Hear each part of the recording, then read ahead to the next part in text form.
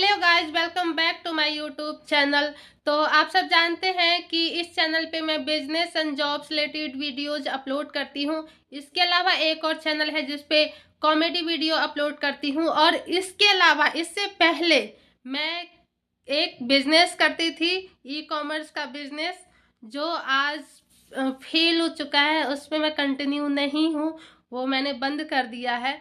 तो इस वीडियो में आज मैं यही आप लोगों को बताने वाली हूँ कि मेरा ई कॉमर्स का बिजनेस फेल क्यों हुआ था, मैं उस पर कंटिन्यू क्यों नहीं हूँ। और अगर आप में से कोई करना चाहते हैं ई कॉमर्स का बिजनेस तो उनको क्या करना चाहिए, साथ में मैं वो टिप्स भी बताऊंगी जो मैंने गलती की थी, वो गलती आप लोग ना करें। इसलिए बस यही मोटिव है ये वीडियो बनाने का। तो सबसे पहला रीजन है कि जब मैंने ई कॉमर्स का बिजनेस स्टार्ट करने वाली थी, करने से पहले यूट्यूब पे मैंने बहुत से वीडियोस देखी थी, जिस वीडियो में ये बताया गया था कि 3,000 से या 5,000 से या 6,000 से आप अपना बिजनेस शुरू कर सकते हैं। तो जी हाँ, ये सच है कि आप इतना से बिजनेस स्टार्ट कर सकते हैं, कोई दिक्कत नहीं है।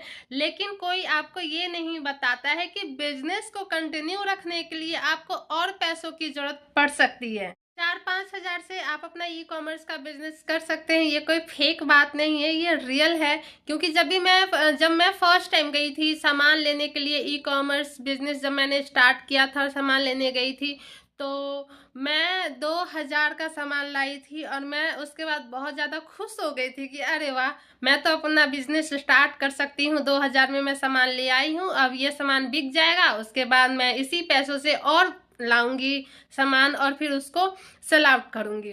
बट ऐसा नहीं होता है। जब आपके पास ऑर्डर आना शुरू हो जाता है तो उस ऑर्डर को फुलफिल करने के लिए आपके पास एक्स्ट्रा अमाउंट होना चाहिए, जो आप उस टाइम पे निकाल के सामान लाके और आप ऑर्डर दे सके आगे। इसके अलावा आप सिर्फ एक कैटेगरी की सामान आप सेल नहीं कर सकते हैं, क्योंकि जो ई कॉमर्स के जो फ्लिपकार्ट हो या अमेजोन हो, उस पे जो मतलब कस्टमर केयर वाले जो सपोर्ट में बैठे हुए होते हैं, वो फोन कर करके आपको ये परेशान करेंगे कि आप और भी कैटेगरीज के सामान इस पे अपलोड करो, क्योंकि ज़्यादा सामान रहेगा तो ज़्यादा ऑर्डर आएगा।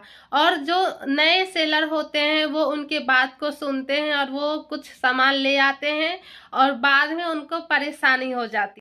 तो यहाँ पे मैं आप लोगों को यही टिप्स देना चाहूंगी कि अगर आप फ्लिपकार्ट या अमेजोन या मीशो पे बेचना चाहते हैं तो कम से कम 20-30 हजार या 40,000 आपके पास होना चाहिए। उसके बाद ही आप बिजनेस स्टार्ट करने के लिए सोचें, या फिर आप सिर्फ एक कैटेगरी में ही काम करें, उसी को आप कॉम्बोज बना के सिंगल में या 2-3 तरह की वैरायटी बना के आप उसी को अपलोड कीजिए ताकि आपका ऑर्डर आ सके। सेकंड रीजन है मेरा बिजनेस लॉस में जाने का, कि मैंने तीनों मार्केट प्लेस पे अपना अकाउंट क्रिएट कर लिया था, अमेजोन, फ्लिपकार्ट, मीशो। सबसे पहले मैंने फ्लिपकार्ट पे किया, फिर अमेजोन एंड उसके बाद मीशो पे। तो जब तीनों जगह पे मैंने अपना अकाउंट क्रिएट किया तो बहुत ज़्यादा टाइम की भी ज़रूरत पड़ी मुझे, बहुत ज़्यादा पैसों की भी ज़रूरत पड़ी, बहुत ज़्यादा मेहनत की भी ज़रूरत पड़ी थी मुझे। और इसके अलावा एक बेबी भी था, उस टाइम 1 साल का ही था, तो मैं इतना कुछ मैनेज नहीं कर पा रही थी। तो इसलिए मुझे ऐसा लगता था कि बहुत ज़्यादा उथल पुथल हो गया है, तो मैं अपना काम को मैनेज बिल्कुल भी नहीं कर पा रही थी।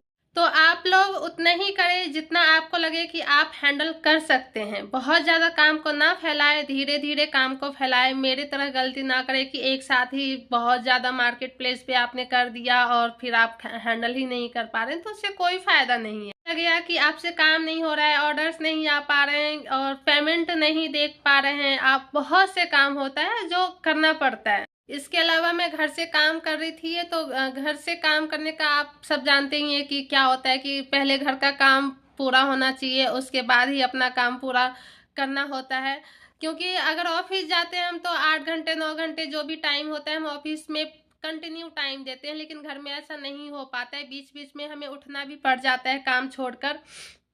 तो इस जगह पे मैं यही कहना चाहूँगी कि अगर कोई मैरिड है जो घर से काम करना चाहते हैं मेरे तरह, तो वो घर से काम शुरू ना करे, बल्कि वो घर से बाहर जाके काम करे, या फिर कोई हेल्पिंग हैंड हो घर में जो उनके सारे मतलब वो काम पे बैठ गई हैं तो उनका घर का काम कोई और हैंडल कर सके। अदरवाइज कोई अनमैरिड गर्ल है या फिर जो बॉय वगैरह है वो तो इजीली कहीं से भी घर से करे, या ऑफिस रेंट पे लेके करे, या कहीं भी जाके करे, उनके लिए तो कोई बात ही। इसके अलावा तीसरा और सबसे बड़ा रीजन ये था कि जो कैटेगरी मैंने चूज किया था वो कैटेगरी शायद मेरे लिए नहीं था। मैंने जो कैटेगरी चूज किया था वो था रेडीमेड गारमेंट्स, यानी जो कपड़े वगैरह होता है, रेडीमेड लेगीज और कुर्ता वगैरह होता है, तो मैं ये सब सेल करती थी इस पे, जबकि मुझे नॉलेज नहीं था कपड़े का, किस क्वालिटी मतलब क्या होना चाहिए कपड़े की, इस सब के बारे में मुझे उतना ज़्यादा नॉलेज नहीं था और मैं ऐसे ही कूद गई थी। तो जो होते हैं होलसेलर वो मुझे सही प्रोडक्ट नहीं दिया था, क्वालिटी बेकार था, इस वजह से मेरा रिटर्न बहुत ज़्यादा आने लग गया था और रिटर्न के वजह से लॉस में, ऐसा मुझे लग रहा था कि मैं लॉस में जा रही हूँ, तो मुझे इस वजह से काम बंद करना पड़ा था। तो मैं आप लोगों को यही सजेस्ट करूँगी कि जिस चीज़ की आपको नॉलेज हो, जिस प्रोडक्ट की आपको नॉलेज हो, चाहे वो इलेक्ट्रॉनिक का आइटम हो या कपड़े की हो या गिफ्ट आइटम हो, जो कुछ भी है जो आपको लगे इजीली मिल जाएगा और मुझे इसमें नॉलेज है, इंटरेस्ट है, तो आप वही चूज कीजिए। नहीं तो आप उस बारे में पूरी नॉलेज ले ले, आप सीख ले, उसके बाद ही काम शुरू करें, वरना आप ऐसे ही कूदेंगे तो आपको भी लॉस का सामना करना पड़ सकता है। फोर्थ रीजन था पैकेजिंग।